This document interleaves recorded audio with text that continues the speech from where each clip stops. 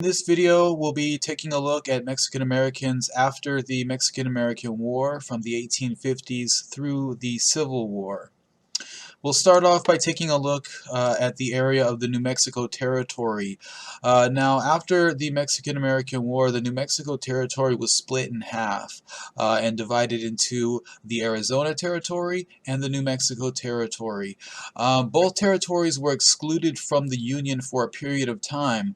One of the main reasons why they were excluded from the United States and didn't gain statehood for a period of time was because the majority of their population was Native Americans and Mexicans, and there were a number of U.S. congressmen who didn't want to include these dark-skinned populations into the United States and make them citizens. And so it took time for New Mexico and Arizona to become actual states.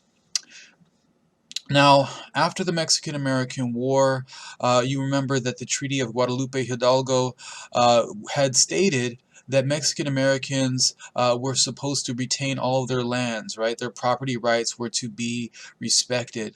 Here we will be seeing that that treaty was not honored in a number of different territories. So first we'll look at what goes on in the New Mexico territory that eventually leads to the loss of land for Mexican Americans. First of all, Mexican Americans were required to prove that they had legal title to their lands in order to retain them. And in many cases, Mexican Americans didn't have the actual documentation to show that they legally own those lands. And so eventually some would lose their lands because of that reason. Also, in New Mexico, there were a number of lands that were held by communities, right? So the Spanish and later Mexican governments had given rights to communities of certain lands. Those lands eventually were lost to the United States because there was no actual legal title that showed that the community owned those lands.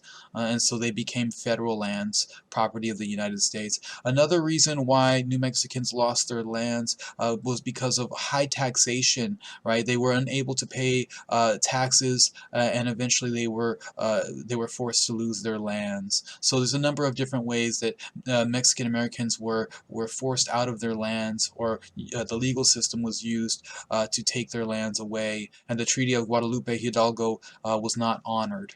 Like New Mexico and Arizona, California also was going to be split in half as well. There was a debate over whether to split it into Northern and Southern California. Very similar reasons as in New Mexico. The Southern California population was mostly Mexican, and so you have a large Anglo-American population migrating to Northern California, so there was talk of separating California into two separate territories. Part of the reason for the large Anglo-American migration into Northern California was the gold rush. There was many different individuals who had dreams of getting rich, and so they migrated from various parts of the United States to Northern California, where gold was found in 1848. And you also have a number of different foreign migrants coming to California as well. Migrants came from all over, including Mexico itself, but also in South America, Australia.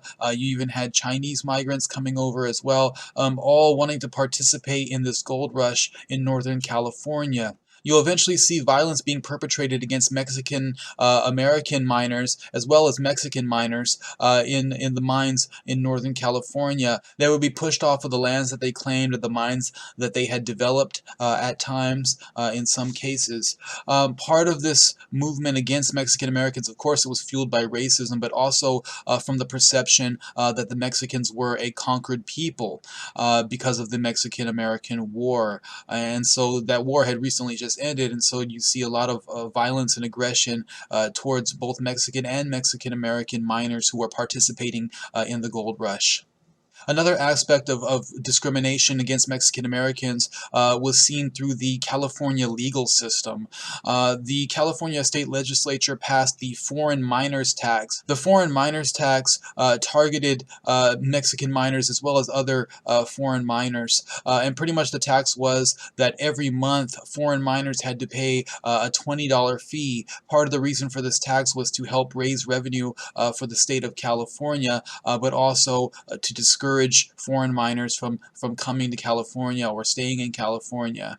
Eventually, you would see Mexicans, both Mexican Americans and Mexicans, being forced off of their land claims and their mines in some situations, and being forced into Southern California, and some even went into Mexico because of the violent enforcement of the foreign miners tax, as well as just aggression against Mexican miners. Another law that was directed towards Mexican Americans was the Greaser Law of 1855. Mexicans were known as greasers from the Americans as a derogatory term that came up during the Mexican-American War. And basically this law targeted Mexicans and defined them as being vagrants. A vagrant is someone who's homeless or is just loitering and causing trouble. And so by definition, this law targeted Mexican Americans and those who had a mixture of Spanish and Indian blood. And so it was basically a racist law that allowed California authorities to jail Mexican Americans just for being out in public. Another law that was passed in California ended the practice of translating all California laws into Spanish. That had been established early in the state's history, that all laws were supposed to be translated into Spanish so that the Mexican population could understand the legal system, but that law was eventually overturned, and laws were no longer translated into Spanish, which is going to put Mexican Americans at a disadvantage. At the same time, you see a rise in vigilantism. These are vigilante groups that are working outside of the legal system that would be capturing Mexican Americans at times and executing or punishing with physical punishment at times Mexican Americans who they believed had committed some type of crime. And so these vigilante groups occurred all throughout California during this time. So you have the legal system, and then outside of the legal system, you have various Anglo-American organizations, if you want to call them that, attacking Mexican Americans during this early history of California.